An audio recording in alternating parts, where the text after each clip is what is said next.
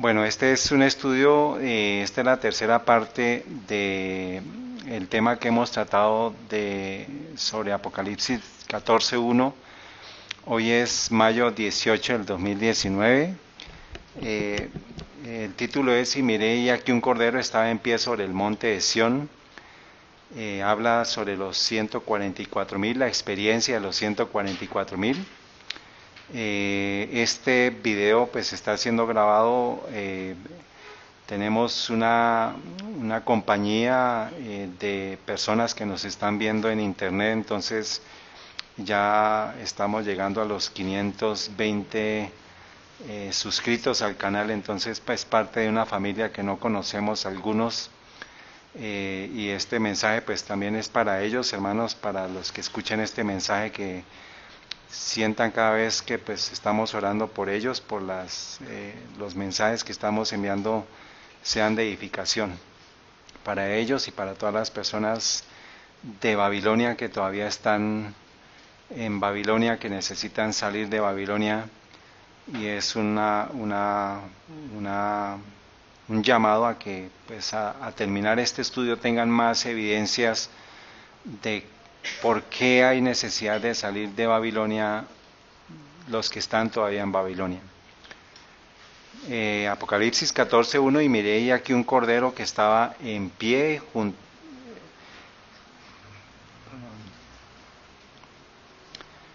Apocalipsis 14:1, y miré y aquí un cordero que estaba en pie sobre el monte de Sión, y con él 144,000 que tenían el nombre de su padre escrito en sus frentes. Ya sabemos que el nombre es ¿qué? ¿Es símbolo de qué?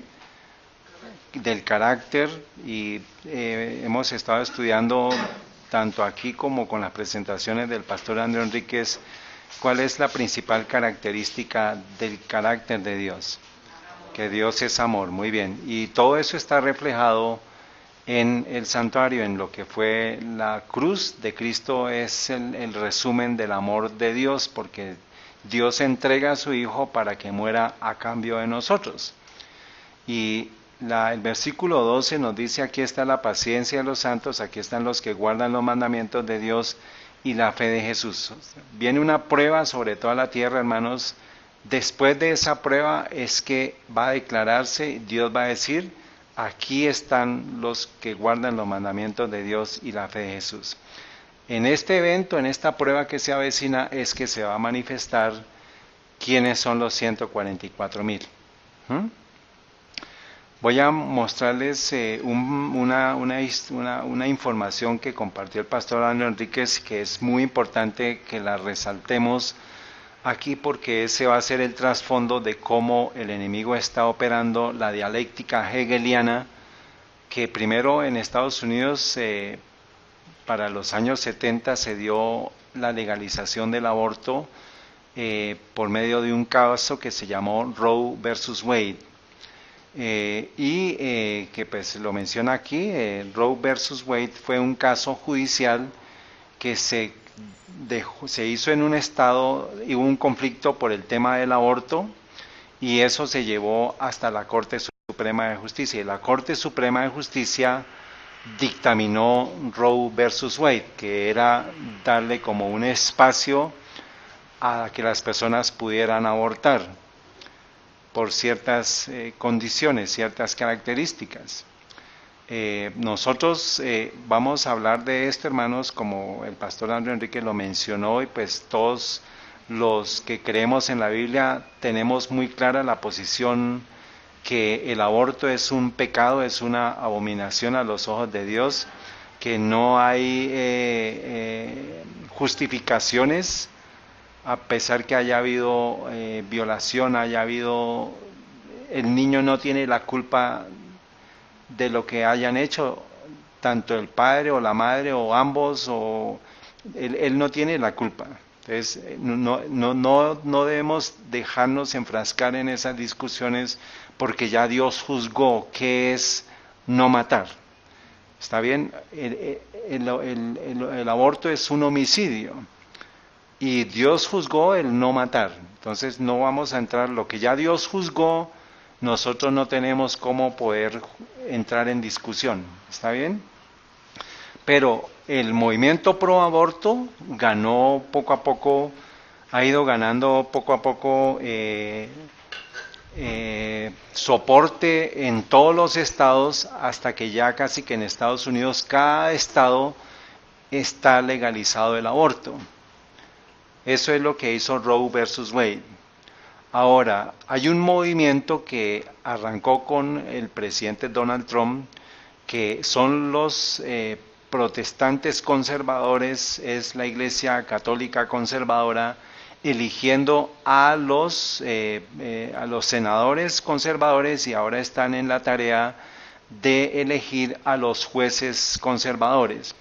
En Estados Unidos ellos tienen dos sistemas, uno que es el sistema judicial global de la nación, que es la Corte Suprema, pero en cada estado hay una legislatura, que también hay un Senado y hay una Cámara de Representantes, y ellos legislan, hacen sus leyes. Cada estado tiene eso, por eso es que es Estados Unidos de Norteamérica. Cada estado tiene sus leyes que son diferentes una de la otra, son las leyes federales. Y ahora, ¿por qué es importante esto? Porque resulta que primero se dio el movimiento ultraliberal de aprobar el aborto en cada estado, y eso se llevó a la Corte Suprema. Ahora se va a dar el movimiento inversa, que es que ultraconservador, pro vida, que van a comenzar a dar estado por estado prohibir el aborto, pero detrás de eso sabemos que hay un movimiento que está conduciendo la ley dominical. ¿Por qué? Porque abortos, homosexualidad, las matanzas en las escuelas está siendo propiciado para que la gente en Estados Unidos pida que se legisle la moralidad. Y detrás de eso es que el esto va a ir, el pro vida va a ir ahora a la Corte Suprema para que deroguen Roe versus Wade. ¿Está bien? Entonces es como el movimiento contrario en este momento.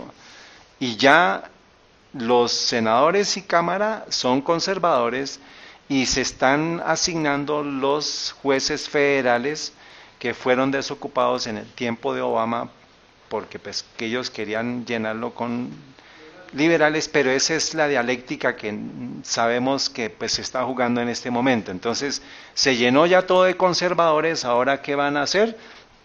Llevar, entonces por ejemplo ya ahorita se está, la parte ultraliberal está ya diciendo, miren, por ejemplo en Nueva York, enero 23 del 2019, el gobernador de Nueva York, Andrew Cuomo, firma proyecto de ley legalizando aborto hasta el nacimiento. Antes era hasta las 3 semanas. Hasta las 3 semanas, creo que era el caso Roe versus Wade. Pero ahora es que cuando haya un latido del corazón del bebé, de un feto, ya eso se considerará un asesinato. O sea, antes era casi que pues, digamos, las primeras semanas. Ahora los ultraliberales están diciendo, no, miren, incluso antes de nacer, si la mamá decide eso, o sea que va a legalizar, van a aprobar todos los abortos. Pero entonces, ¿qué va a hacer el movimiento ultraconservador? Decir no al aborto. Entonces, todos los que creemos en la Biblia diríamos, oiga, nos unimos al lado conservador. Pero ese lado conservador, dice la profecía, que es el que va a hacer que se legisle la moralidad en Estados Unidos. Luego estamos en una trampa sin salida. Por cualquier lado es una abominación a los ojos de Dios. Aborto, pro vida, pero pro vida trae la ley dominical. Entonces, en eso estamos, y por eso necesitamos tomar una decisión urgente.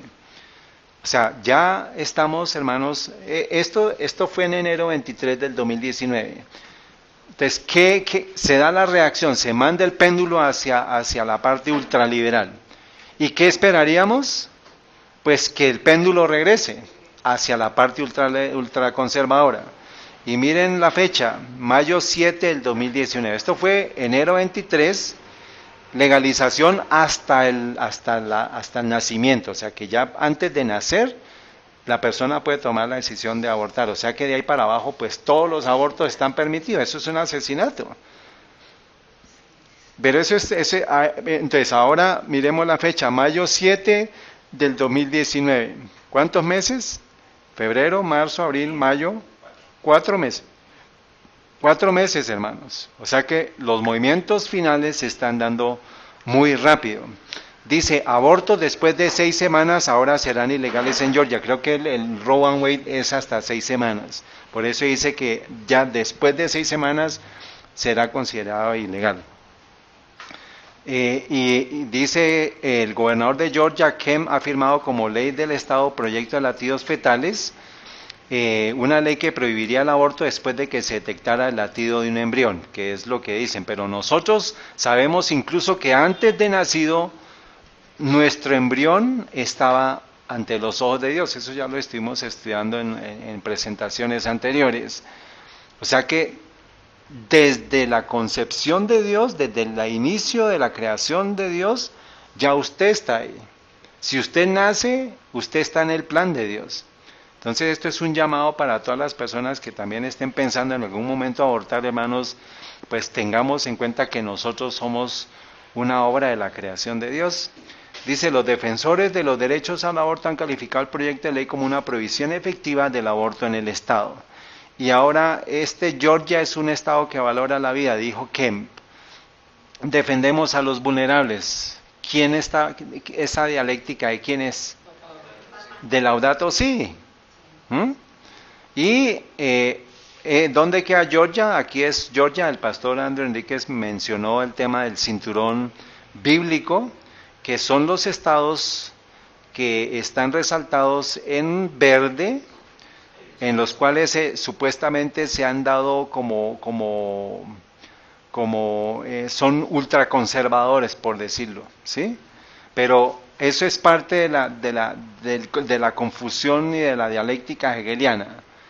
Tenemos ultraconservador, supuestamente va a defender la vida, pero vamos a ver qué hay detrás y qué hay detrás de esos estados.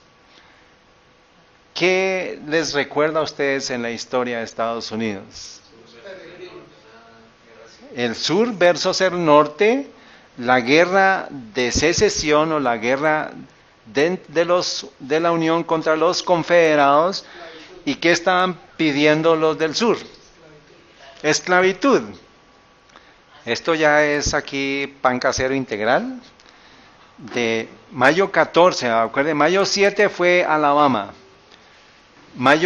Georgia. Y mayo 14 el Senado de Alabama aprueba una prohibición casi total del aborto y manda factura al gobernador.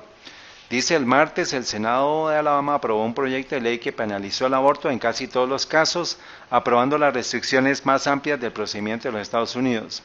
Eric Johnson de Alabama Pro-Life Coalition, que son las coaliciones conservadoras, dice, redactó la legislación y se enmarcó como un intento explícito de desafiar ¿a quién? A Roe versus Wade, la decisión de la Corte Suprema de los Estados Unidos en 1973 que eliminó las prohibiciones estatales del aborto en el primer trimestre del embarazo.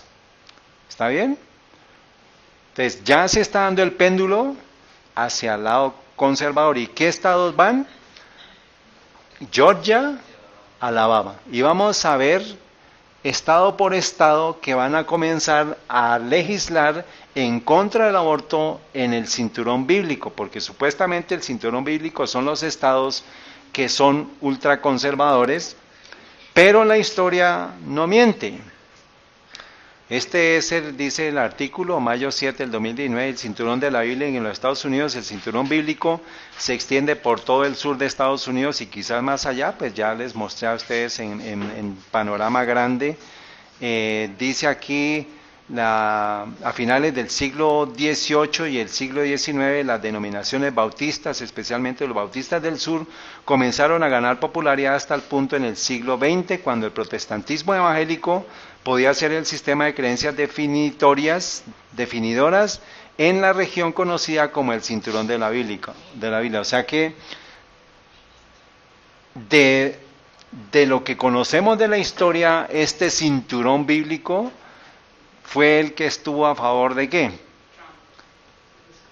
De la esclavitud en el tiempo pasado. Entonces, ¿cuáles fueron los estados confederados y por qué se dio esta guerra? Entonces, miren el mapa, hermanos.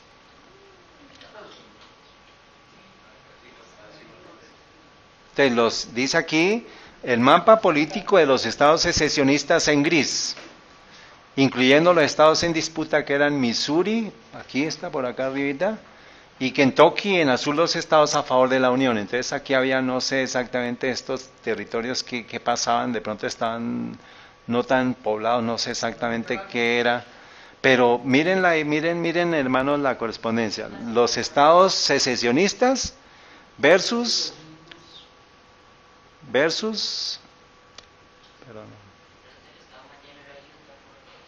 los estados que están en el cinturón bíblico. Entonces, cinturón bíblico, ultraderecha, pero en el pasado está la esclavitud. Y estamos nosotros esperando, hermanos, ¿qué evento? ¿Que va a llevar a qué? Entonces, ¿qué nos dice eso con relación a la profecía bíblica? ¿Qué evento estamos esperando? Que haya una esclavitud mundial. ¿Y de dónde va a venir? De Estados Unidos. Pero entonces, ¿de qué parte de Estados Unidos va a venir? Del cinturón bíblico. O sea que el movimiento pro aborto va a llevar detrás la imprenta jesuita para la ley dominical. Y ya estamos en 2 estados y eso va a ir progresando, y solamente con que un estado lleve eso a la Corte Suprema de Justicia, y la Corte Suprema de Justicia ya es conservadora, con 3 jesuitas dentro, con 4 católicos, con ya ni siquiera creo que ya no hay ni judíos, creo que había uno, pero ya no hay. O sea, hermanos, esto está avanzando muy rápido.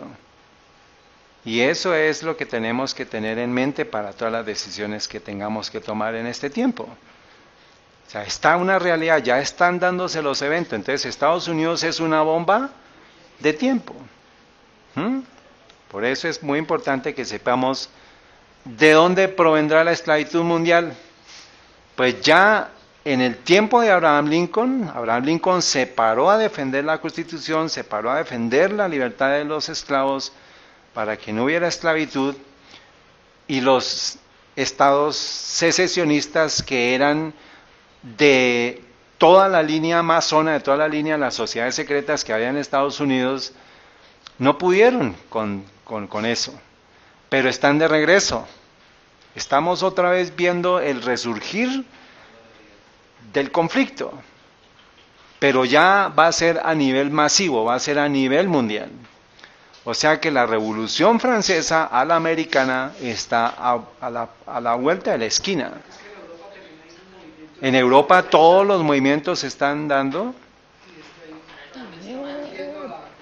Todo está asociándose con el tema del cambio por cualquier lado. Como hemos dicho, el pulpo del papado por cualquier lado, hermanos, va a conquistar su territorio.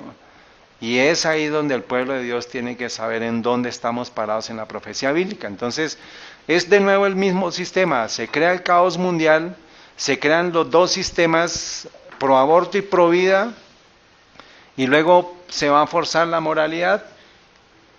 Eso es lo que la profecía nos dice, que eso es lo que va a traer la ley dominical. Estamos a puertas de eso, hermanos. Y la solución, la encíclica Laudato Si, para el cambio climático, para el aborto, para la homosexualidad, para todo va a ser la encíclica Laudato Si. Y pues triste, hermanos, es que por no estar entendiendo las profecías, la Iglesia Adventista del Séptimo Día, la Corporación Adventista del Séptimo Día, como vimos en la serie de los 25 varones, ya legisló, dio sus parámetros sobre el tema del aborto, diciendo que en algunos casos es permitido, como el incesto, la violación, o donde esté en riesgo la salud de la mamá. Pero esas causas son las que en todos los hospitales adventistas están defendiendo para decir nosotros queremos el aborto. O sea, ya se salió de medida el tema del aborto en la iglesia adventista dentro de la organización, dentro de los hospitales adventistas. Hay varios documentales, varias series donde ustedes, ya eso también lo mencionamos en la serie de los 25 varones de Ezequiel 8:16.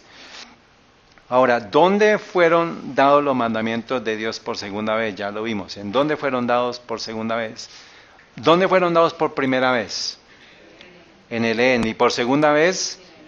En el monte Sinaí. Ya esto lo estuvimos viendo, pero para repasar, vimos cuál fue la ruta del Éxodo, vimos en Nuweiba, allá en la playa del Mar Rojo, vimos que ellos pasaron al monte Sinaí. Este monte que se llama Jabal al-Laus, ¿saben cuál es ese monte? El monte Horeb. Y en el monte Horeb fue donde ¿qué?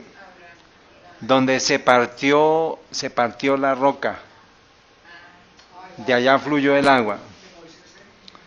Entonces, ¿cuál es la ruta del éxodo moderno? Hay un solo camino. ¿Quién me quiere decir cuál es ese camino? Tu camino, oh Dios, está en el santuario. El santuario es lo que nos va a dar a nosotros la ruta de escape para lo que se avecina para el pueblo de Dios. Ya el pueblo de Dios tuvo una instrucción y ya nosotros tenemos una instrucción, necesitamos seguirla, hermanos. Estos son los sitios arqueológicos donde hay evidencias del paso de los hebreos a través del Mar Rojo. Entonces vemos en el camino de Parán que venía descendiendo, venimos acá, luego llegaron a Nuweiba, y aquí atravesando Nuweiba están las evidencias arqueológicas, y también está en este monte que se llama el monte Horeb, que es Jabal al-Laus, no sé cómo se pronunciará Laus. Este es el Google Maps, hermanos, y busqué, y pues sí tiene una correspondencia. Este es el monte Jabal, y aquí está el monte Sinaí, ¿sí? Esto es tomado de Google Maps en esta mañana. Entonces aquí vemos Nuweiba, aquí hacen el cruce, luego ellos acampan cerca al monte, van al monte Horeb, allá es donde sale el agua, y después es cuando Moisés va a recibir los mandamientos de Dios. Allá esa es la montaña que está oscurita, ¿sí la ven? Entonces, este es el monte Horeb, dice Éxodo 3, y apacentando Moisés las ovejas de Yetro, su suegro, sacerdote de ¿dónde? Madián. Ese es el desierto de Madián, allá en Arabia Saudita. Sacerdote de Madián llevó las ovejas detrás del desierto y vino ¿a dónde? A Horeb, monte de Dios. O sea, él está en Madián. Madián está en la península arábiga. No, el monte Sinaí lo ubican allá en Egipto incluso, pero el monte real donde está es en Arabia Saudita. Ahora, Éxodo 17:5 dice, y Jehová dijo a Moisés, pasa delante del pueblo y toma contigo los ancianos de Israel, y toma también en tu mano tu vara, con que golpeaste el río, y ve, y he aquí yo estoy delante de ti sobre la peña en Horeb, y herirás la peña y saldrán de ellas aguas. O sea, en la peña, en el monte de Horeb, en la península arábiga, en Arabia Saudita, es donde se presentó, porque él estaba en el desierto de Madián. ¿Está bien? Tenemos eso ya claro, ¿está bien? Y ahora miremos esta foto que es tomada desde el monte de la piedra partida, o sea, el monte Jabal al-Laos. Está tomándose la foto del monte Sinaí, y ese monte Sinaí que presenta está quemado. Éxodo 19:18, y todo el monte de Sinaí humeaba, porque Jehová había descendido sobre él en el fuego, y el humo de él subía como el humo de un horno, y todo el monte se estremeció en gran manera. Entonces, están las evidencias arqueológicas, están las evidencias físicas del monte de Horeb, y del monte del Sinaí. Ahora, dice Éxodo 19:19, y el sonido de la trompeta iba aumentándose en extremo. Moisés hablaba y Dios le respondió en voz. Y descendió Jehová sobre el monte de Sinaí, sobre la cumbre del monte, y llamó Jehová a Moisés a la cumbre del monte, y Moisés subió. Y Jehová dijo a Moisés, desciende, ordena al pueblo que no traspasen el término para ver a Jehová, porque caerán multitudes de ellos. Y también los sacerdotes que se acercan a Jehová, se santifiquen para que Jehová no haga en ellos estragos. Y Moisés dijo a Jehová, el pueblo no podrá subir al monte Sinaí, sino porque has mandado diciendo, señala términos al monte. Entonces Moisés descendió y habló con ellos. Entonces, justo hermanos, la semana pasada, el video que tradujimos de Andrew Enríquez, él estaba hablando de ¿qué? De la ley de Dios, del amor de Dios, explicó los 10 mandamientos, y mientras él estaba haciendo eso allá en Estados Unidos, ¿qué estábamos haciendo con los niños aquí? ¿Se acuerdan el ejercicio que hicimos con los niños?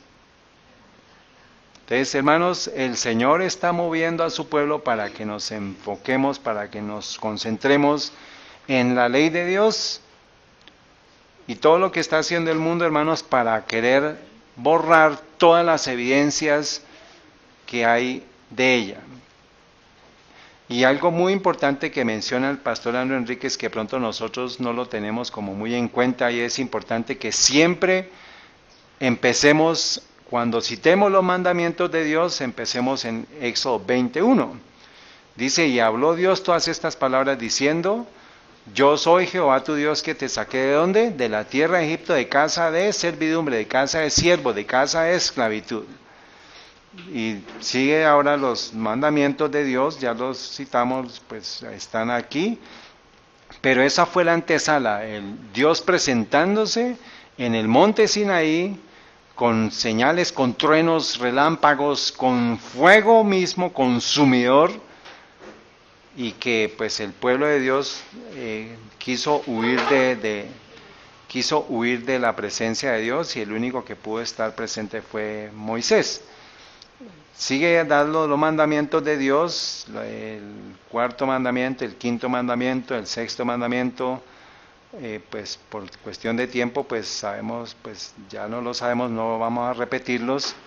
Y esto fue la experiencia, hermanos, y todo el pueblo percibía los truenos y los relámpagos y el sonido de trompeta y el monte que humeaba. Y viéndolo el pueblo temblaron y se pusieron de lejos y dijeron a Moisés, habla tú con nosotros que nosotros oiremos, mas no hable Dios con nosotros para que no muramos. Entonces el pueblo de Dios puede escuchar la voz de Dios, pero el pueblo que se aleja de Dios va a escuchar ¿qué? Truenos, relámpagos, y va a ser un fuego consumidor, pero para nosotros va a ser un fuego salvador.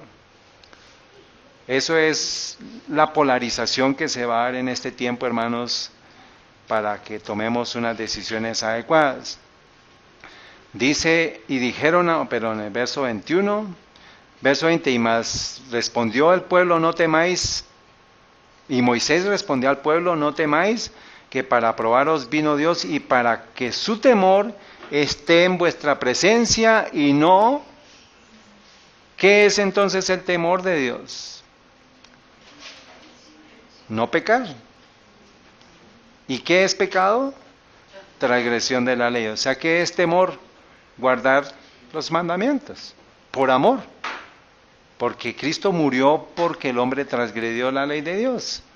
Entonces, en el monte de Sinaí se entrega la ley de Dios, y en el monte de las olivas, en el monte del Gólgota, muere Cristo por los que transgredieron la ley.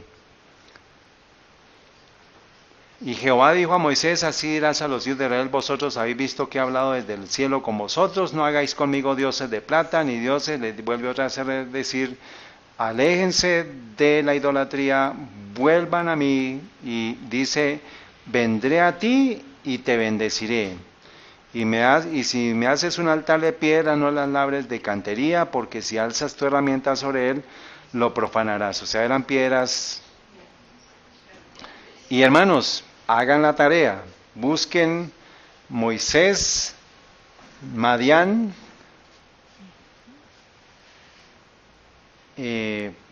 altar. Y hay un sitio donde están un montículo de piedras, piedras bien grandecitas. Señor, de cantera, piedras completas, gruesas. Están ubicadas y ese lugar está acordonado para turistas.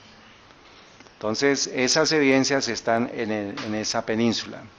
Vimos cómo el proyecto NEOM, ya vimos qué es. El proyecto NEOM está en Arabia Saudita, está justo enfrente del paso donde ellos cruzaron, y el monte Sión y el monte Horeb se encuentran en esta región. Es casi que el monte Sinaí y el monte Horeb se encuentran como en donde está la letra en la N y la O, en ese mapa. Hablan de la futura ciudad megaciudad, Neom. Se incluirán en la lista pública para que todos los contratantes comiencen a hacer sus tareas, a hacer sus contratos. Se planea que va a estar finalizada para el 2025. O sea, esto ya va en marcha, va en proceso, hermanos, y vamos a mirar aquí que este es el monte Horeb y abajo queda el monte Sinaí. Entonces, la prueba de la ley de Dios va a ser borrada. No sabemos si Dios va a permitir eso, pero así como esta ciudad, ¿se acuerdan que les dije a ustedes que que la veíamos de acuerdo a las descripciones que están dando, cómo la veíamos? Como una nueva ¿qué? ¿Una qué? Una nueva Babel. Eso se los dije a ustedes antes de encontrar este material que voy a compartirles. El proyecto como tal, es como una de las partes de la ciudad que va a tener 26,000 kilómetros cuadrados. Son 10 veces Bélgica, es como 200 veces París. O sea, es una ciudad descomunal, hermanos. Dice, el gobierno de Arabia Saudita comenzó a elegir los contratistas.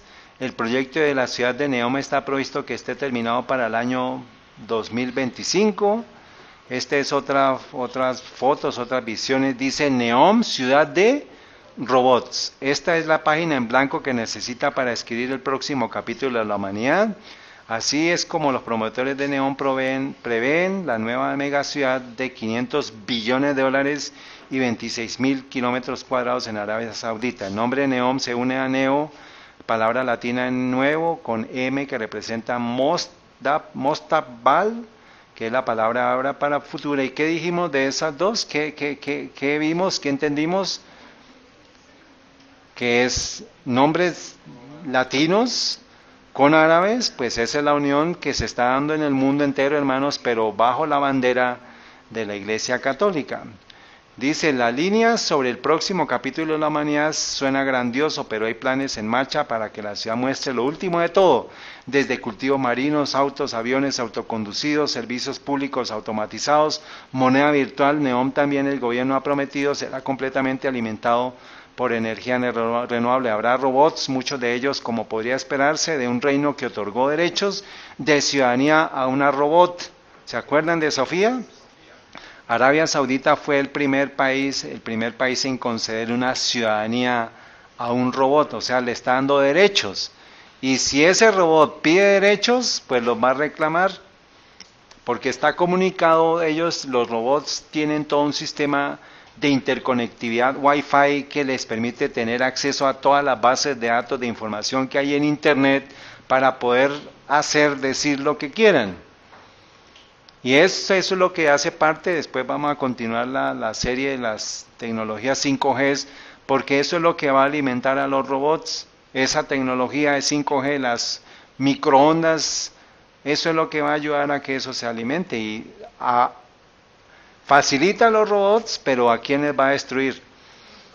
A los seres humanos, hermano.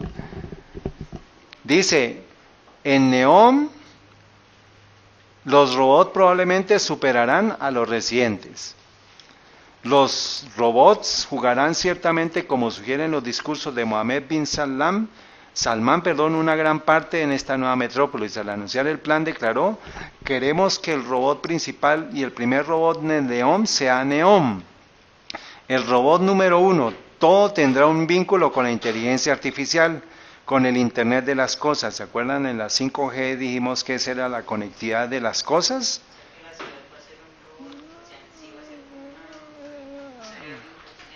Va a ser la transformación a la inteligencia artificial. Sí, señor. Dice, esto es básicamente la trama de la historia de Ender Blinder, que se llama Yo Robot, un libro que no resultó bien para los humanos. ¿Por qué no? Porque las máquinas, ¿qué? Controlaron eso. ¿Y saben quién estuvo detrás del desarrollo de la robótica? Yo ya les dije a ustedes. Nikola Tesla. Todas las tecnologías, microondas, robótica, láseres. Esta tarde vamos a ver si alcanzamos un video de las últimas tecnologías que se están mostrando de la parte del ejército de los Estados Unidos.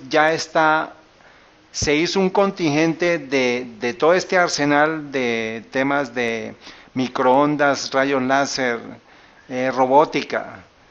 Se dividió ese arsenal para 2 continentes. Adivinen para cuáles. Para Estados Unidos y para Europa. Porque en Europa está la revolución prendiéndose y la revolución viene para Estados Unidos también. Sigue diciendo, la iniciativa surgió, bueno, este es Wikipedia, nos dice el Neom, a partir de 3 palabras en latín y una en árabe. Y pues ya vimos pues que quien está detrás de este proyecto es Roma, es la construcción de una nueva torre de Babel. ¿Y quién es Babilonia?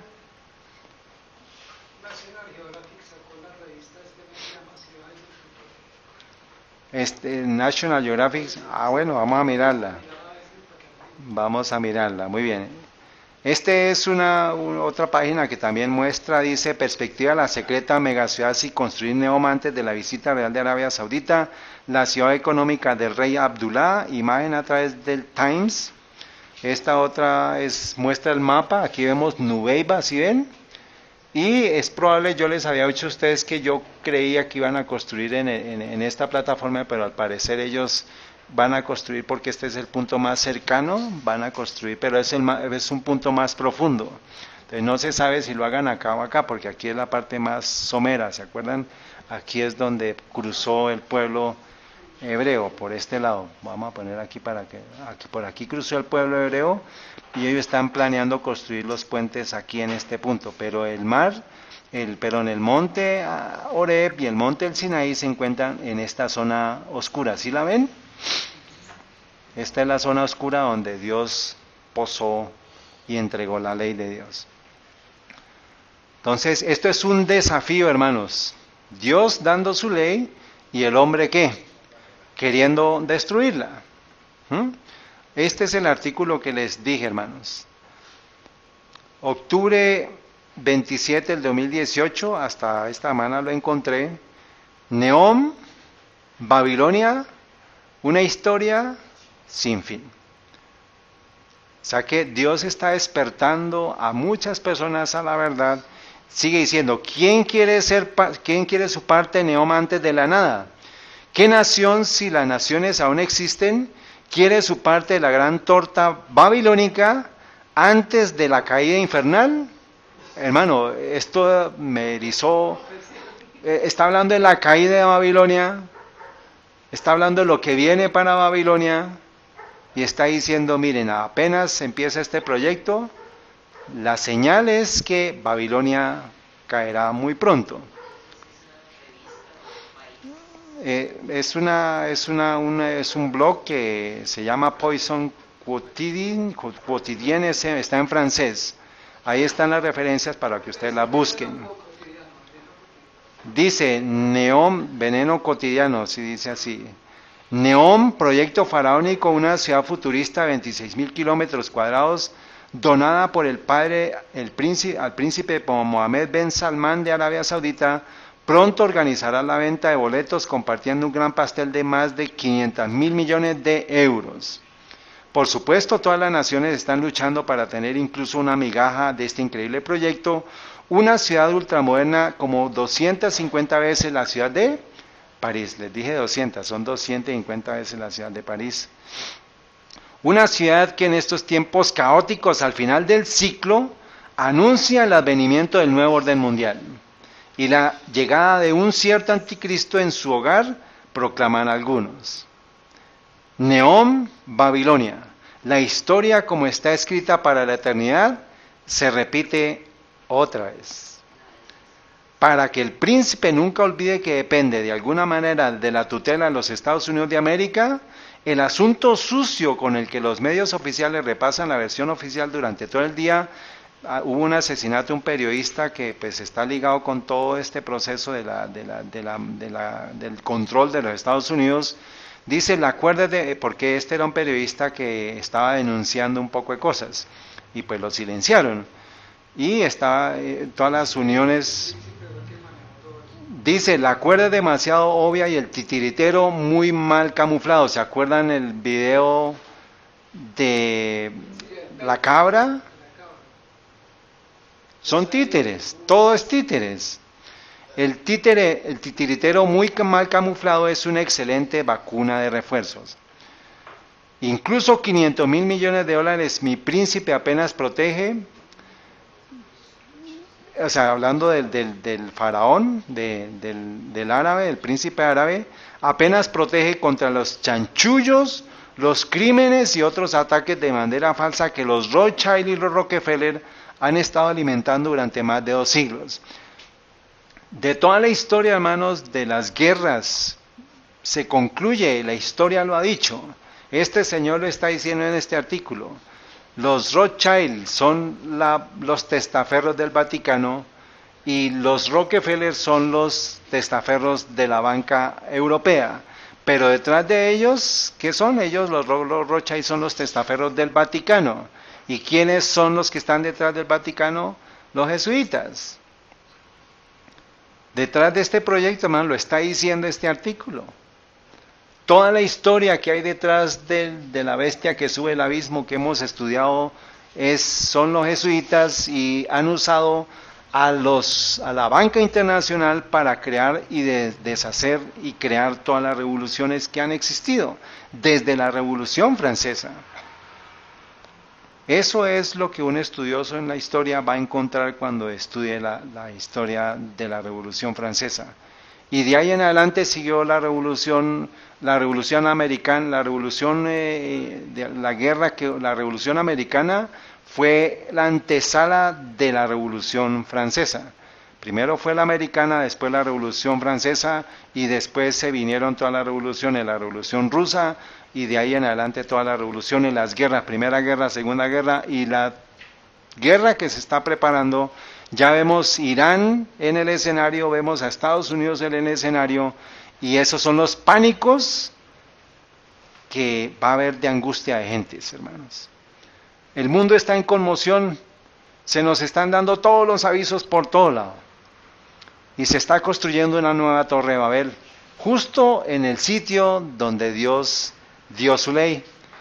Estamos viendo el conflicto, hermanos, en vivo y en directo. La ley de Dios versus la ley humana. Ese es el escenario que se está preparando de telones de fondo para la ley dominical que viene de Estados Unidos. ¿Cómo arrancamos nosotros la presentación? Con el aborto. Cinturón de la Biblia. Estados que quieren no la libertad, sino la esclavitud. Y ya no esclavitud de los negros, sino la esclavitud de la humanidad completa. Estamos viendo todos los engranajes, cómo se están poniendo en su sitio. No hay tiempo, hermanos, para poder estar dormidos. Es tiempo de despertarnos. Dice la bandera falsa que los Rothschild y los Rockefeller han estado alimentando durante más de 2 siglos, sin olvidar pensar en la Tercera Guerra Mundial. Avance rápido que parece mucho más devastadora que las dos anteriores. Me imagino que si este proyecto faraónico, ¿qué dice la profecía? ¿Vamos a dónde? A Egipto, hermanos. ¿Y qué dice la profeta de la Iglesia Adventista del Séptimo Día, la corporación? Que va con paso firme ¿hacia dónde? Hacia Egipto, hermanos. ¿Por qué? Porque dejaron al profeta de Dios, a la profeta de Dios. Me imagino que si este proyecto faraónico está tomando forma, las bombas incendiarias y otras ignominias como uranio empobrecido ni siquiera tocarán a la famosa Neón, la nueva torre de Babel. ¿Debería derrumbarse por sí sola una vez que el mundo esté al revés? Hermanos, esto no puede ser más con visión profética de esta persona que es un francés que están hablando, hermanos. Están hablando las piedras. Dice, la nueva torre de Babel debería derrumbarse por sí sola una vez que el mundo esté al revés. Y habla Sabatao Frankisme, no pude encontrar qué traduce, como fue el caso de la última. Y curioso que menciona Sabatao, ¿no? ¿Asociado con qué? Sábado. No lo sé, hermanos, no pude encontrar la traducción, pero Sabatao tiene que ver con sábado. Como fue la última. Al mirar hacia afuera nos damos cuenta de la avanzada edad de nuestra última noche. O sea, está a punto de oscuridad completa la tierra entera a nivel espiritual. Estamos a la medianoche profética. Este señor, Ken no sé qué, ahí está la referencia, hermanos, para que lo puedan buscar. Poison Quotidi 1, yo les puedo dar a ustedes la referencia, ahí está, ustedes, esto va a estar en el video, ustedes pueden después detener el video y pueden buscarlo. Dice, las guerras modernas, más asquerosas que nunca, ahora están planeadas ¿para qué? ¿Erradicar a qué? A los seres vivos, no para dañar los bienes raíces de 5.000 millones de papas, como lo menciona ahí. Los dólares, hermanos, no valen nada. Lo está diciendo el artículo. O sea que todo el mundo se va a encaminar en ese proyecto de construcción y sin saber que están queriendo cementar la evidencia de la ley de Dios, pero el pueblo de Dios que está atento a las señales proféticas sabe que esto es una señal portentosa de los eventos que van a desencadenar a la venida de Cristo. Pero antes de eso, las 7 plagas, pero antes de las 7 plagas, la gran crisis de la ley dominical que arrancará en Estados Unidos. Entonces, prestar atención a un lado, concentrarse allá, pero sabemos que allá están dando eventos proféticos, pero no estamos viendo la profecía en Estados Unidos. Entonces, hermanos, es tiempo maravilloso para estar despierto. ¿Qué tipo de mensaje esperamos escuchar hoy, hermanos? Tenemos que escuchar un mensaje de verdad presente. Ya vimos qué es verdad presente, son muchos los temas como el santuario, relación con los 2300 días, los mandamientos de Dios, la fe de Jesús, están perfectamente calculados para explicar el movimiento adventista pasado, mostrar cuál es nuestra posición actual, establecer la fe de los que dudan y dar certidumbre al glorioso futuro. Eso es verdad presente. Usted tiene que escuchar mensajes que tengan que ver con verdad presente. Hasta aquí espero que estemos entendiendo el mensaje. Tenemos una plataforma, eso es Daniel 8:14, hermanos. Sobre esa plataforma están 3 escalones.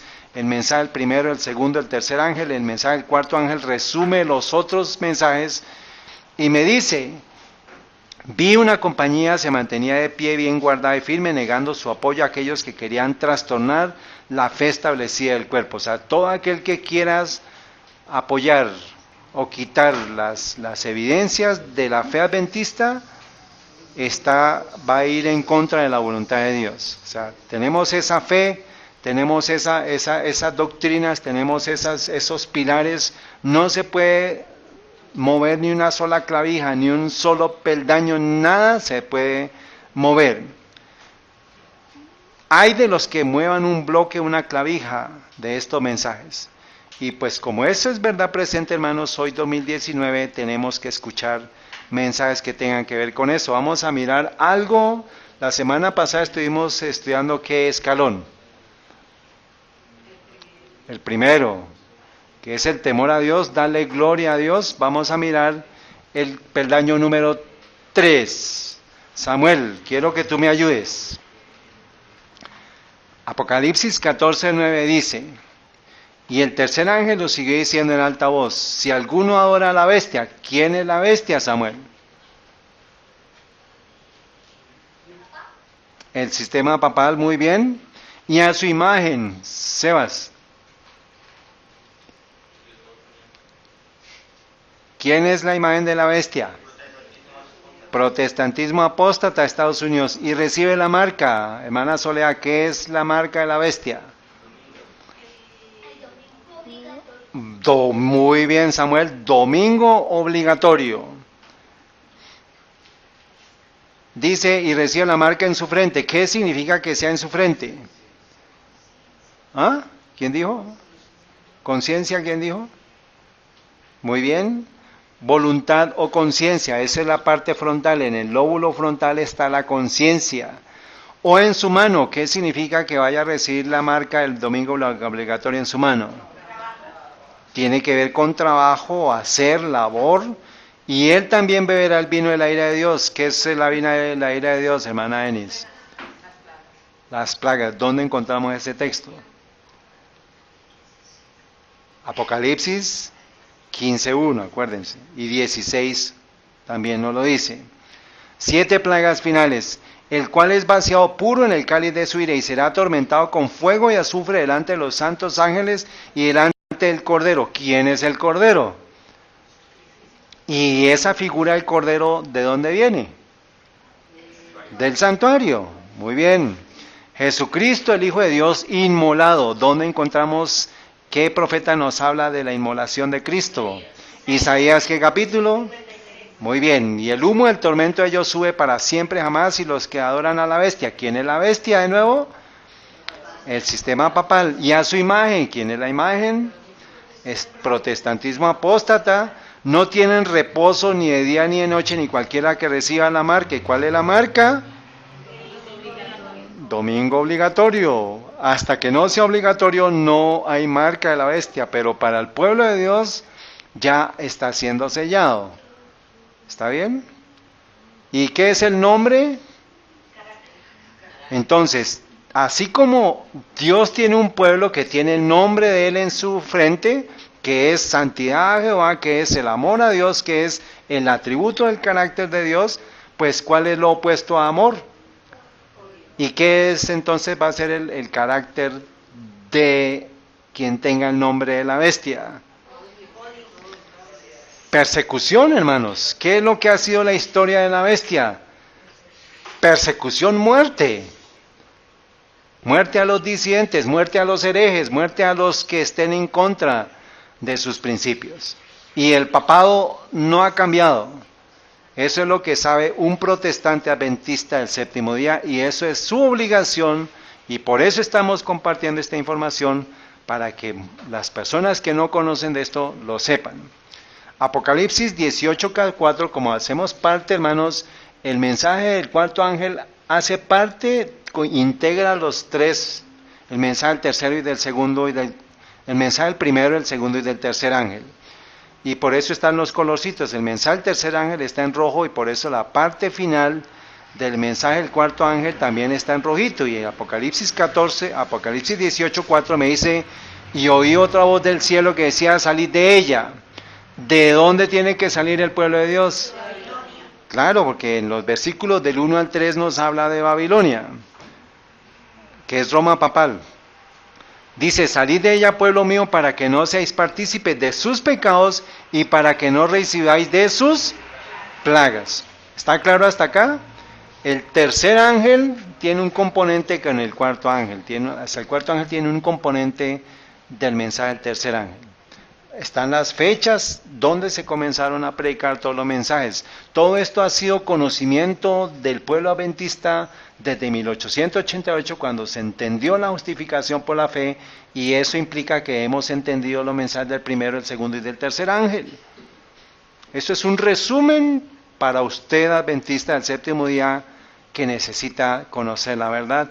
Y este es un resumen para todos los que están en Babilonia, que necesitan salir de allí. ¿Podemos avanzar?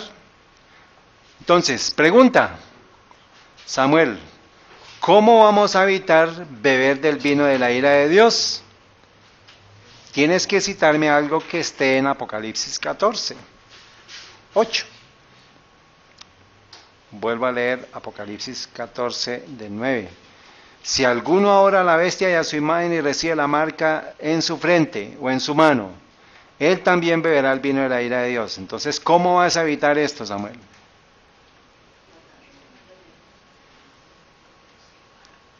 Voy a ayudarte. Voy a dejar resaltado solamente la parte. Si alguno adora a la bestia y a su imagen, entonces, ¿cómo vas a evitar beber el vino de la ira de Dios? No adorando a quién. A la bestia ni a su imagen, ni recibiendo su marca en su frente o en su mano. ¿Está claro? 1 más 1 igual a 2. Ahora, ¿cómo no ser partícipes de sus pecados y no recibir sus plagas? Ese es el mensaje del cuarto ángel. ¿Qué nos dice el mensaje? ¿Cómo? Entonces voy a resaltarles lo que quiero que se enfoquen: salir de ella. ¿Cómo no voy a ser partícipe de sus pecados y no recibir sus plagas? Pues saliendo de Babilonia. ¿Y quién es Babilonia? La que es la misma bestia, la ramera, el anticristo, el hijo de perdición, el cuerno pequeño. Y por eso es que es tan importante, hermanos, para las personas que nos están escuchando, que estén arrancando en el estudio de la profecía, es fundamental estudiar Daniel y Apocalipsis. Cuando venga el zarandeo, estamos en pleno zarandeo, por la introducción de falsas teorías, los lectores superficiales que no están anclados en ningún lugar serán como la arena movediza. Se deslizan hacia cualquier posición para acomodar el contenido de sus sentimientos de amargura. Los libros de Daniel y Apocalipsis deben ser estudiados, así como las otras profecías del Antiguo y del Nuevo Testamento, o sea que toda la Biblia. Pero especialmente, ¿qué libros? Daniel y Apocalipsis. ¿Por qué? Porque ahí describe todo el desenlace de la gran crisis que se avecina. Apocalipsis debe ser estudiado así como los otros libros, perdón. Haya luz, sí, luz en vuestras moradas. ¿Cómo va a haber luz en las moradas suyas? Estudiando la palabra de Dios, estudiando las profecías. Luego, un hogar en oscuridad es un hogar que, ¿qué? Pues que no está estudiando la palabra de Dios. Lámpara es a mis pies tu palabra y lumbrera mi camino. ¿Sí? Necesitamos orar por esto, hermanos. El Espíritu Santo, brillando de las páginas sagradas, abrirá nuestro entendimiento para que podamos conocer qué es verdad. Es necesario que haya un estudio mucho más cerca de la palabra de Dios, especialmente Daniel y Apocalipsis. Deben recibir atención como nunca antes en la historia de nuestra obra. Que el agente humano ha de ser mantenido fuera de la vista, oculto en Cristo, y que el Señor Dios del cielo y su ley han de ser exaltados. El estudio de Daniel y Apocalipsis es un libro fundamental. Hermanos, ¿qué hemos estado estudiando a lo largo de estos 3 años? Y seguimos teniendo necesidad de repasar. Claro que sí. ¿Qué pasa con la mente? ¿Ah? Se olvida, ¿qué más? Se cansa, se duerme, pero tenemos que insistir porque tenemos que, como dice la palabra de Dios, fórzalos a entrar, porque estamos en el tiempo de toma de decisiones y es necesario aprender de la palabra de Dios, hermanos. Esta página, ya la hemos citado, es una página luterana que nos habla de la interpretación del anticristo. Dice la interpretación de los reformadores del anticristo. ¿Y qué pensaban ellos? ¿Quién era el anticristo? Voy a ir muy rápido, esto ya lo hemos estudiado muchas veces. ¿El anticristo quién es? Sebas. ¿Qué dicen los reformadores que es el anticristo?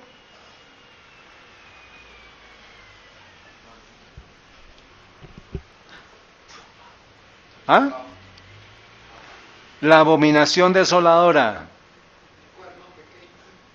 ¿Quién es? El papado, el cuerno pequeño, el hombre de pecado. ¿Dónde encontramos el hombre de pecado? ¿En qué textos? Tesalonicenses, acuérdense. La bestia, Apocalipsis 13, ¿dónde la encontramos? Apocalipsis 13, la ramera de Apocalipsis 17.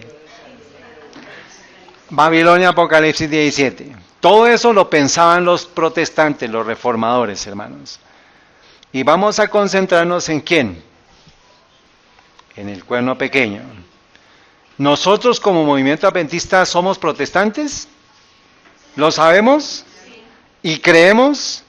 ¿Validamos esta información? Para los que no, pues hermanos, Segunda de Reyes 3:11 dice, ¿no hay aquí profeta de Jehová para que consultemos a Jehová por él? ¿Consultamos al profeta? ¿Quién es nuestra profeta? Elena de Huay. ¿Y creemos en ella como profeta? ¿Vamos a consultarla? Miremos lo que dice, hermanos, de las características. Esta venencia entre el paganismo y el cristianismo dio por resultado el desarrollo del hombre de pecado. Entonces ya vamos a ir chuleando las características. Estos son textos de la gran controversia, algunos, pero les dejo para que ustedes lo estudien. Menciona, no vendrá antes que primero se aparezca la apostasía, segunda Tesalonicenses 2:3, el hombre pecado, misterio iniquidad, el hijo de perdición, el inicuo, representa al papado, el hombre pecado. Todos estos son nombres que está dando la profeta de este sistema. El hombre pecado, el inicuo, el anticristo. La mujer Babilonia, Apocalipsis 17, está escrita como vestida de púrpura. Misterio Babilonia la grande, las rameras. Aquí está escribiendo Apocalipsis 17 también.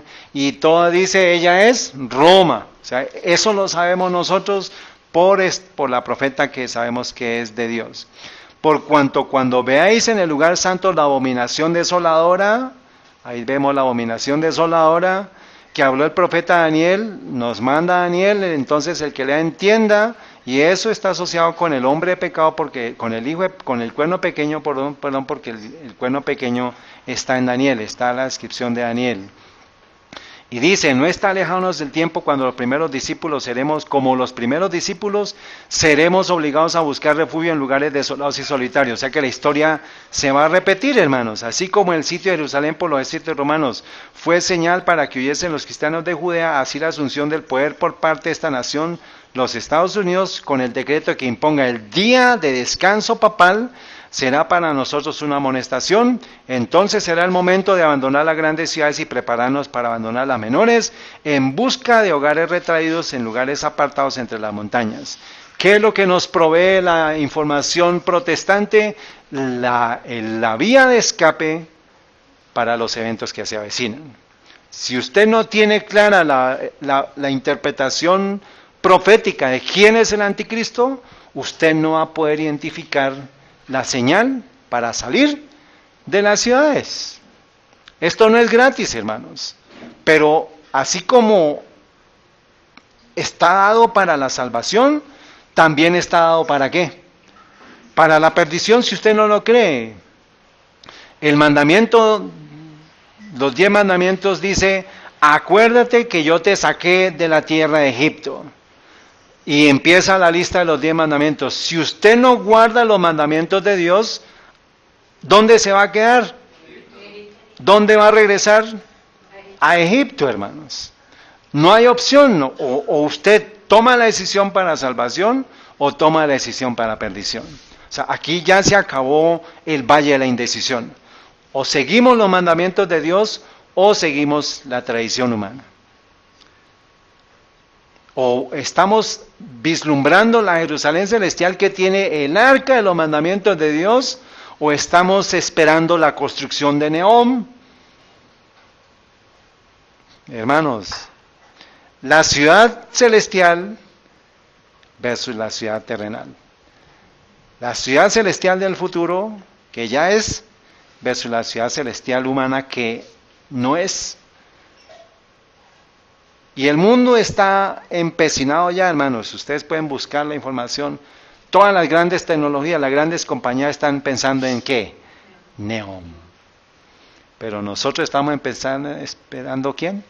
La nueva Jerusalén. Entonces, punto por punto, la profeta de Dios confirma la interpretación del anticristo, del cuerno del hijo de perdición, como el sistema papal. Eso usted y yo lo creemos, y usted y yo vamos a ser probados por parte de eso. Usted se nos va a llevar así como en el tiempo de la Inquisición, de si íbamos a sostener estas doctrinas. ¿Y cuántos estamos preparados para morir por esto? Porque se está avecinando el tiempo, hermanos. ¿Hay dudas si Elena de White, fundadora de la Iglesia Adventista, era protestante? No. Los que dudan, ¿a dónde están regresando? A Egipto. ¿Tengo yo como adventista del séptimo día esta identidad protestante? ¿Sí o no? Yo la tengo, hermanos. Yo espero que todos la tengamos, porque lo contrario no vamos a ver el desenlace final. Vamos a estar en el sentido contrario, en el lado contrario.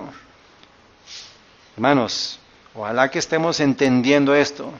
Esto es una parte del estudio que ya tuvimos aquí en este lugar sobre los atributos del cuerno pequeño. ¿Dónde están los atributos? ¿Dónde se menciona en la Biblia el cuerno pequeño? Ya les acabé de mostrar. ¿Daniel qué? ¿Ah? Daniel 7, versículo. Una clave que nuestro Señor me la mostró, hermanos. Daniel 7, 8 y Daniel 8, 9. ¿Ven la clave? Daniel 7, 8 y Daniel 8, 9 nos habla de ¿quién? Del cuerno pequeño. Acuérdese, cuando usted esté dando en estudio, hable del cuerno pequeño, ¿qué textos van a venir?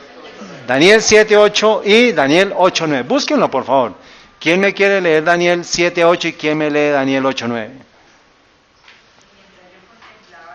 ¿Ese es qué? ¿Daniel 7, 8?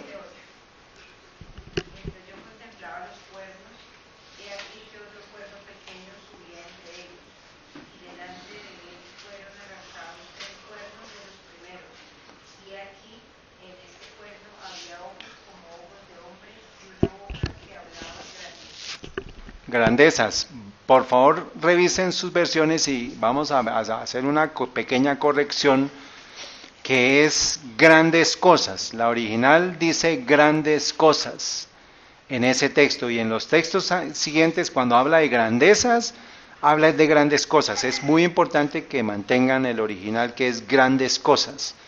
Y vamos a ver en una versión que nos dice que son, hablaba blasfemias o hablaba grandes iniquidades. Ahorita lo vamos a ver. Daniel, ¿qué versículo nos falta? 8, 9. ¿Qué dice?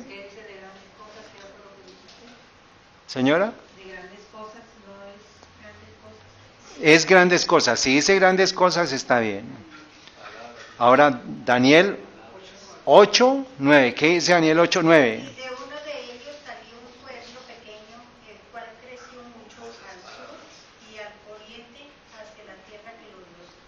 Entonces, ahí está el cuerno pequeño y está la historia, y esas son, hay 12 características proféticas de la Biblia para identificar el cuerno pequeño. Eso lo estuvimos estudiando aquí hace mucho tiempo. ¿Se acuerdan? ¿Sí se acuerdan? Sí, es mejor que se acuerden porque sí lo estuvimos estudiando acá. Voy a mencionarles solamente 2 características. Y existe solo un poder, hermanos, en la tierra que reúne y que cumple en su totalidad 12 atributos bíblicos del cuerno pequeño, que es Roma papal. Vamos a mirar solamente en la sexta: tiene ojos como de hombre y boca de hombre que habla palabras contra el Altísimo Y la número 9 que pensará cambiar los tiempos y la ley. De esto solamente nos vamos a concentrar en la ley. Acuérdense, hermanos, que estamos estudiando lo que sucedió en el monte Sinaí, la entrega de la ley. Y acuérdense que estuvo asociado la presencia de Dios con fuego consumidor. El mundo entero se presta para que sea entregada la ley de Dios otra vez con fuego consumidor, pero ahora ya no va a ser en tablas de piedra, sino en tablas del corazón, hermanos. Por eso no importa lo que pase allá en el monte Horeb, en el monte del Sinaí, Dios va a tener un pueblo con la ley de Dios escrita en su corazón. Esa es la esperanza, ese es el anhelo de Dios, que el pueblo de Dios refleje la ley de Dios en su corazón. Ya no va a haber evidencias externas sobre la tierra de la ley de Dios. Se van a borrar todas las evidencias y solamente usted va a tener que vivir por fe. El justo por la fe vivirá. Entonces dice, tiene ojos como de hombre y boca de hombre que habla palabras contra el Altísimo. Dice Daniel 7:8, hermanos, en la versión King James Version, dice, y mientras yo contemplaba los cuernos, he aquí que otro cuerno pequeño subía entre ellos, y delante de él fueron arrancados 3 cuernos de los primeros, y he aquí en este cuerno había como ojos de hombre y una boca que hablaba grandes cosas. En la nueva versión de las Américas dice, y hablaba con mucha arrogancia. O sea, grandes cosas significa que es un poder que va a hablar grandes cosas. ¿Cómo? Va a hablar grandes cosas como Dios. O sea, va a hablar palabras contra el Altísimo. ¿Se va a hacer igual a quién? A Dios. Daniel 7:20 dice, asimismo acerca de los 10 cuernos que tenía en su cabeza, y del otro que había subido delante, del cual habían caído 3, y este mismo cuerno tenía ojos y boca que hablaba grandes cosas, y parecía más grande que sus compañeros. Vea su versión de Daniel 7:20 para saber si dice grandezas. Por favor, corríjalo por grandes cosas, porque eso es lo que dice la King James Version, la versión King James 7:20, Daniel 7:20. ¿Está bien? Grandes cosas está bien. Muy bien.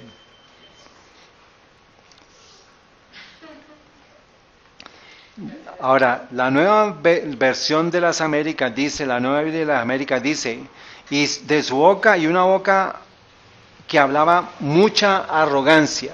O sea, las grandes cosas está hablando no de cosas buenas, sino de cosas malas en contra del Altísimo, ¿sí?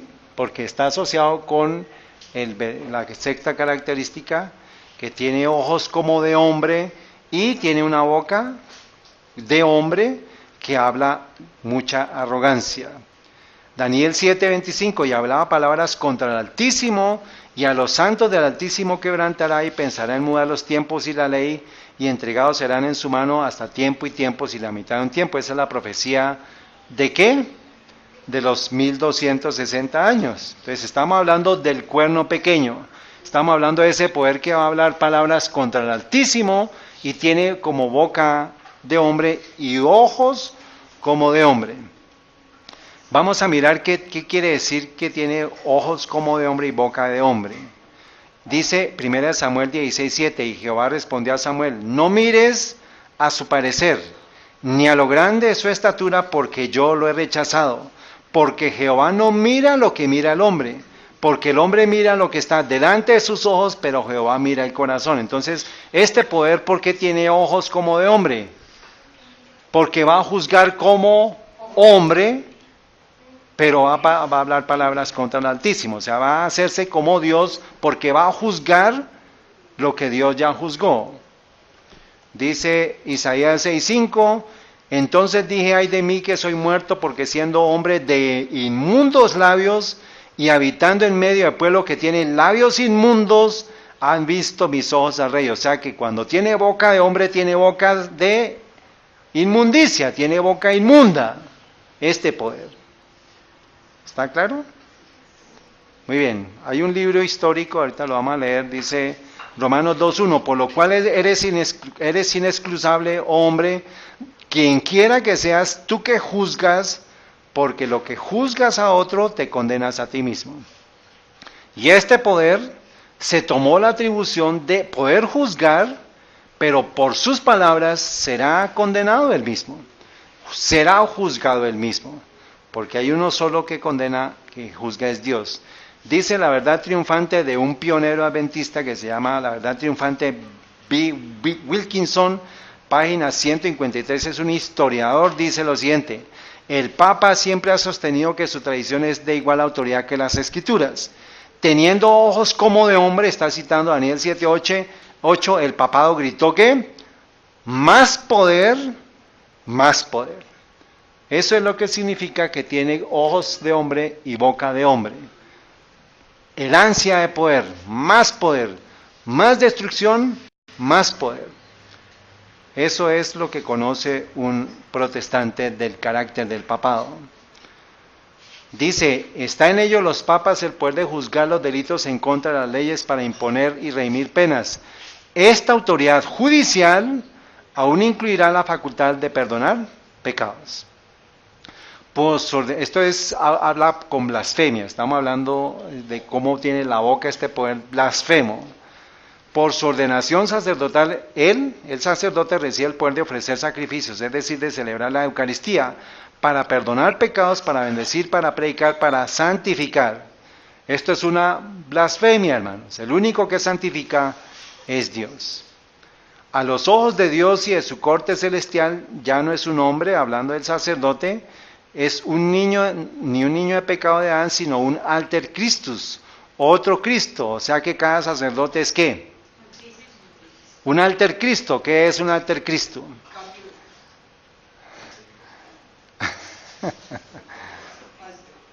Un anticristo, hermanos. Tú eres sacerdote para siempre, está escrito en su alma. Siempre un sacerdote del Altísimo con poder sobre el Todopoderoso. O sea, un sacerdote tiene poder por encima del Todopoderoso.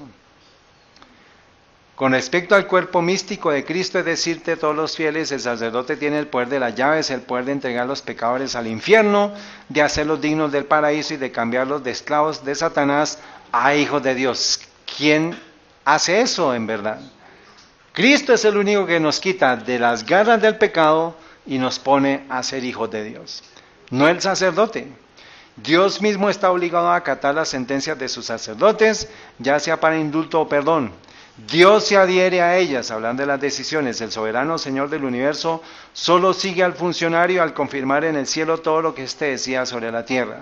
Los sacerdotes son los dispensadores de la gracia divina.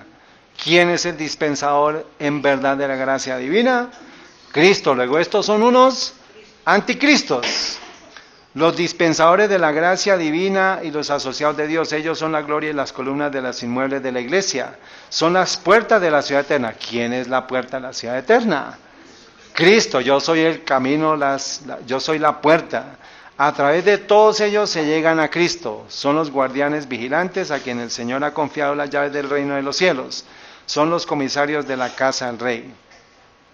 Esto es blasfemia, hermanos.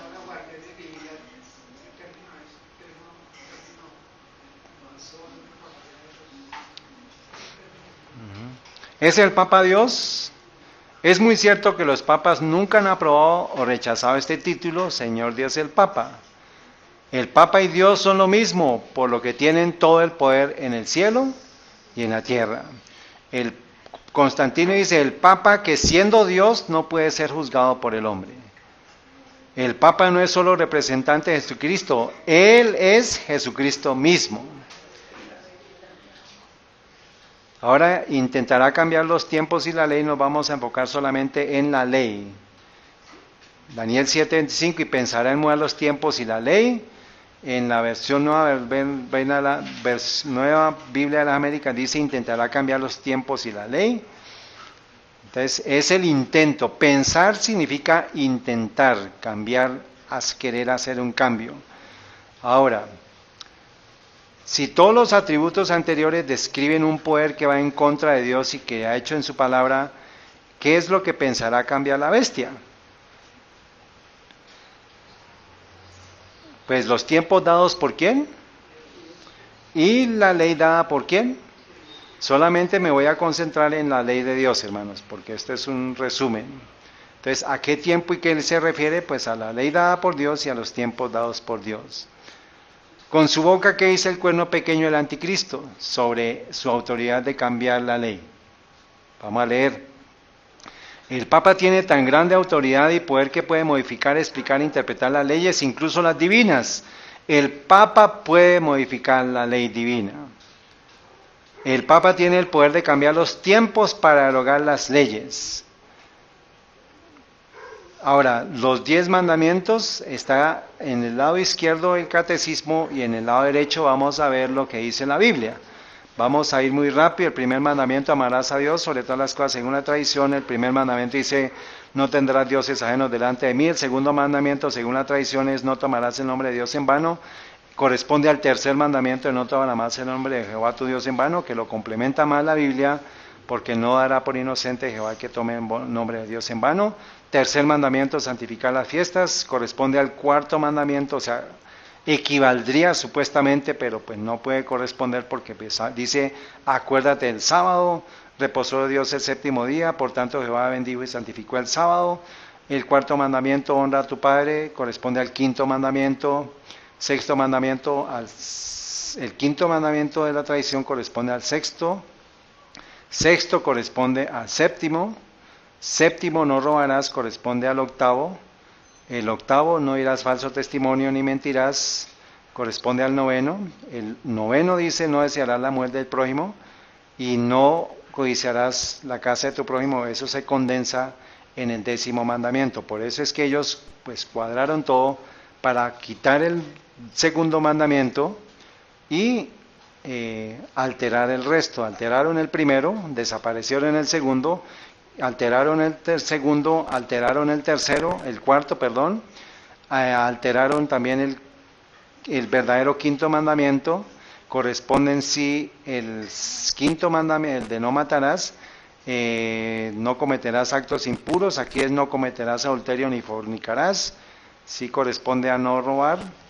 Y los últimos mandamientos los concentraron en no codiciar la casa del bien ajeno. Entonces, aquí está la confrontación. Este es el poder que intentó cambiar los tiempos y la ley. Este es un poder, ese es el poder pagano que sabemos que es el sistema papal. Entonces, ¿quién dio y escribió los 10 mandamientos? Acuérdense que esto es un resumen, no para ustedes porque ustedes son expertos, pero porque el mundo está entrando en confrontación, en conflicto, necesitan conocer de esta información. Esto es más para las personas que están escuchándonos en línea, hermanos, pero ustedes ya lo saben, pero es necesario que lo repasemos. ¿Quién dio y escribió los 10 mandamientos? Éxodo 20, y habló Dios todas estas palabras. Éxodo 24, 12, entonces Jehová dijo a Moisés, sube al mi monte y te espera allí, y te haré tablas de piedra y la ley y mandamientos que he escrito para enseñarlos. Éxodo 31, 18, y dio a Moisés, cuando acabó de hablar con él en el monte Sinaí, 2 tablas del testimonio, tablas de piedra escritas con el dedo de Dios. Éxodo 32, 16, y las tablas eran obra de Dios y la escritura era escritura de Dios, grabada sobre las tablas. ¿De dónde venían esas tablas hechas por Dios? Las primeras que se les entregaron a Moisés. ¿De dónde venían esas tablas? ¿Ah? ¿De dónde venían esas tablas? Del trono de Dios. Muy bien. Éxodo 34, 1. Y Jehová dijo a Moisés, alízate 2 tablas de piedra como las primeras, porque las primeras las rompió, y escribiré sobre estas tablas las palabras que estaban en las tablas primeras que quebraste. Santiago 4:12, uno es el dador de la ley que puede salvar y perder. ¿Quién eres tú que juzgas a otro? ¿Se puede cambiar o alterar la ley de Dios? Salmos 111:7, la obra de sus manos son verdad, juicio fieles son todos sus mandamientos, afirmados eternamente y para siempre.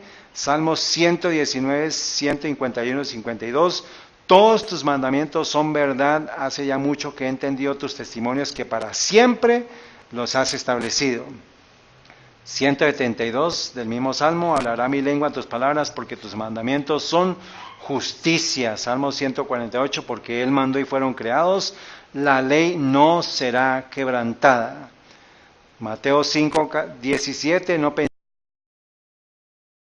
he venido para qué, cumplir, porque la ley es eterna, no se puede equivocar, Dios no puede contradecir Cristo con lo que pronunció su Padre, incluso Él mismo, que es el verbo de Dios, fue el que dio las tablas a Moisés. Él pronunció, Dios escribe por medio del Espíritu Santo las tablas, pero el verbo de Dios pronuncia la ley, es el que dice, y habló Dios todas estas palabras.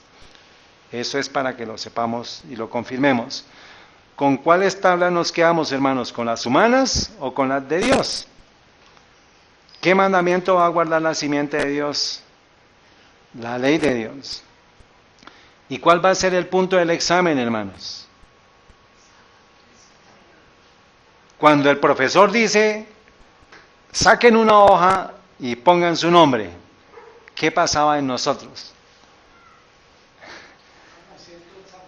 ¿Qué nos daba? Dolor de pecho, nos daba náuseas, nos daba palpitaciones, pero estamos a puertas, hermanos, del último examen y todo el mundo va a entrar en esta condición. A algunos les va a dar un paro cardíaco, a algunos les va a dar un soplo, a algunos les va a dar un derrame cerebral, a otros les va a dar una conmoción emocional. Va a haber de todas las manifestaciones. ¿Por qué? Porque no estaban, ¿qué? Preparados. Estamos llegando al punto, hermanos, de la historia en el cual vamos a entrar a la gran crisis y Jesús les dijo a sus discípulos, vela y ora. Y el pueblo de Dios está dormido. Estamos ya a puertas del examen. Dios va a decir, saquen una hoja y vamos a hacer un examen. Y usted como pueblo de Dios ya debe saber la respuesta a ese examen. ¿Cuál es ese examen, hermanos? ¿Cuál va a ser la prueba? La ley de Dios, específicamente, ¿qué punto? El sábado, hermanos. Esta tarde vamos a estudiar esa prueba, para que sepamos si estamos preparados o no.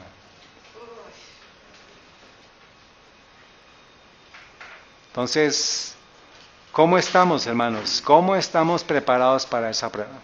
Eso solamente usted lo puede responder a nuestro Señor. Que el Señor les acompañe y les bendiga, hermanos. Vamos a entonar un himno y vamos a volver para el siguiente estudio por la tarde. Que el Señor les acompañe, hermanos.